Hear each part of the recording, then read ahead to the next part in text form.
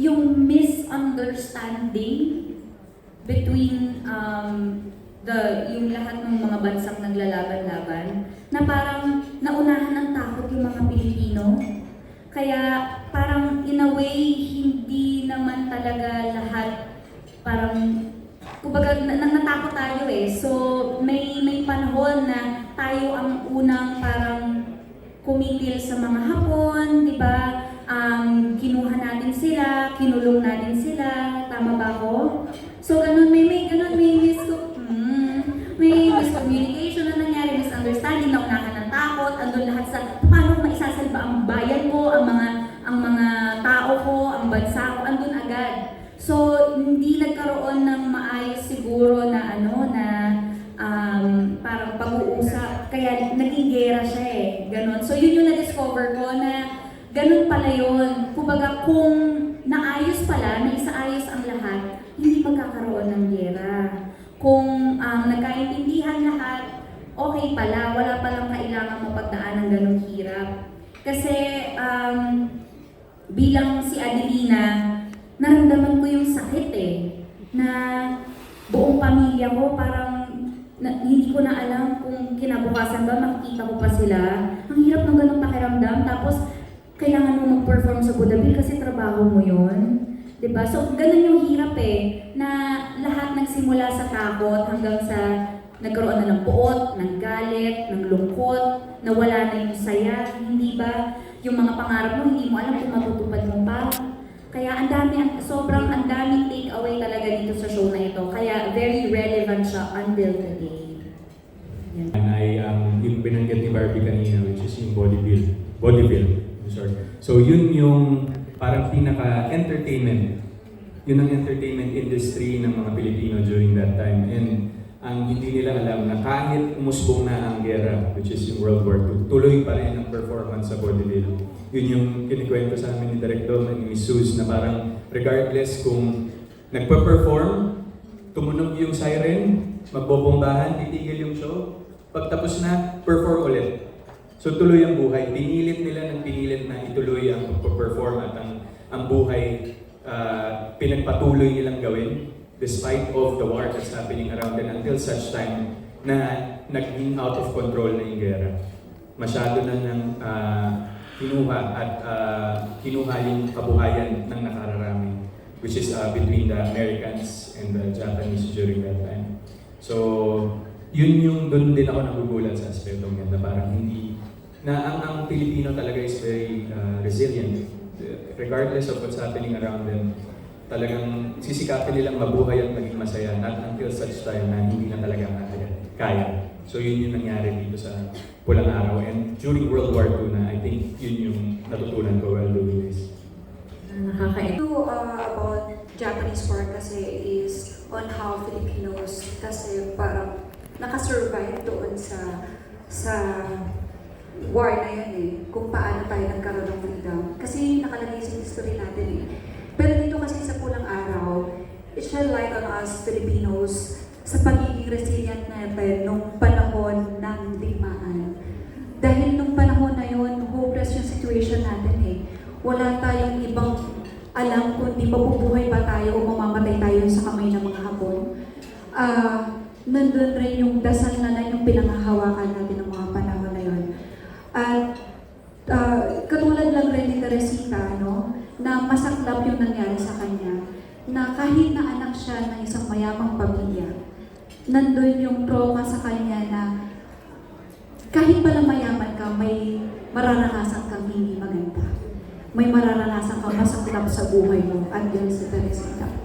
Na nung panahon pala ng digmaan, ito yung mga naramdaman ng ibang mga Pilipino na walang mayaman, walang mahirap, lahat tayo pantay-pantay. So yun ang kwento ng Pulang Araw. Ang galing ng nire-representa ng bawat karakter na talagang multidimensional ang Pulang Araw at iba't ibang storya ng mga tao ng panahon ngayon, mga Pilipino at Hapones nung panahon noon ang makikita natin. Ngayon, ang susunod nating tanong ay para kay Alden mula sa Inquirer.net. Aside from this, what were the challenges you faced with Eduardo and how did you move forward from them? kasi po lahat kami as actors, meron po kami mga proseso na bago po namin gawin ang isang eksena, regardless po kung magaan man or mabigat yan, meron kaming prosesong ginagawa. For some reason po kasi, when it comes to the torture scenes, ginawa namin yung ko yun. And yung sa part din nila sa kanya, which is yung sa side naman ng mga comfort women. Kami kasi ay tinorture sa concentration camp ng mga Hapon sa Fort Santiago yun. So, meron kasing reality aspect yung Pulang Araw eh. Nangyari siya talaga eh. So, ang mahirap sa akin during that time is yung kung paano kumalas doon sa trauma. Usually kasi on-off ako eh. Hindi ako nagdadala ng character after certain taping day or shooting day. But for some reason, itong Pulang Araw, paulit-ulit nagtatanong yung isip ko. Sabi na, dinanas to ng mga kapwa natin Pilipino.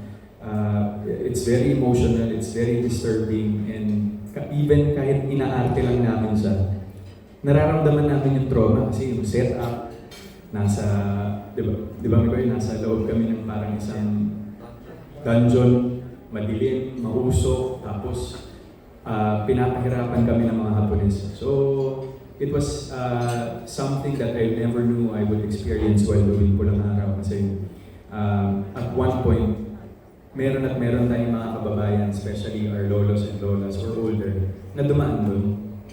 So, I think, kaya siguro I also consider this project as one of my most important projects for this series because of the legacy that we will be telling, the untold legacy of the Filipinos during World War II. Hindi lang pag-arte ang ginawa. The role of Hiroshi, a Japanese, I think very interesting yung character niya dahil marami siyang internal conflicts. Parang it's quite like a battle between the head and the heart. So, ang pinaka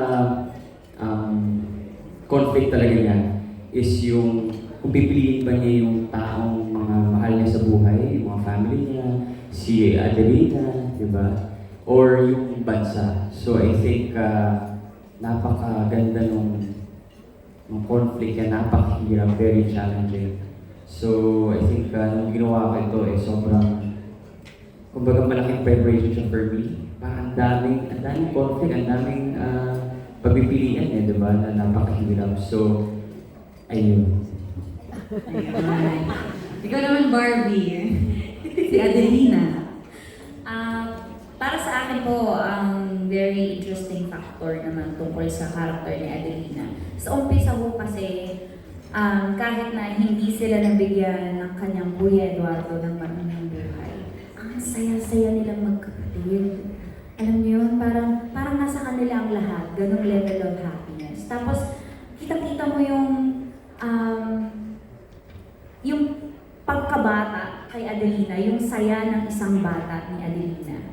Hanggang sa nabuo ang kanyang pangarap na maging isang vaudeville star kasama ang kanyang ate Teresita. Andun lahat, buong-buo yung childhood niya, ang saya-saya ni Adelina, na hindi mo aakalain na kakayanin lumaban sa gera.